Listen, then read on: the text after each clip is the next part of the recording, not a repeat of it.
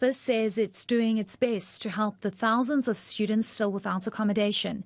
A new pilot project has left them with nowhere to stay weeks into the academic year. The issue of student accommodation is a highly debated topic in the higher education sector.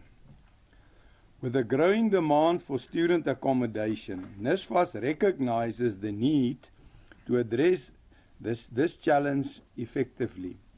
As a result, NSFAS has initiated various measures to respond to the challenge and effectively manage student accommodation. Let's look at the placement of students. The total number of beds that have been registered on the NSFAS portal and accredited for both TVET colleges and university is sitting at 88.705 thousand and counting.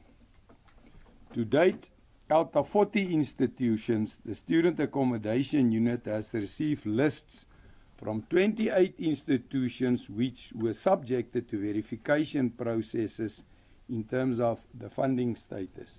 A student leader at the University of Pretoria says the demand for accommodation needs to be addressed urgently.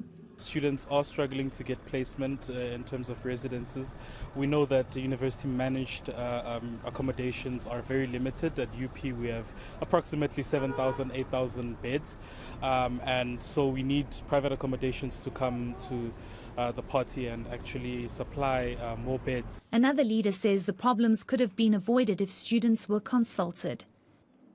Consistently, students and even workers to a large extent within institutions of higher learning are consistently kept out of decision-making processes. And so you have institutions or structures making decisions, and those decisions have consequences, and when we are the ones who bear the brunt of that consequence, it's a case of why you're not being rational about it. But our voices were never heard to begin with. It is not clear exactly how many students still need accommodation or when this will be resolved. Heidi Giokos in Pretoria.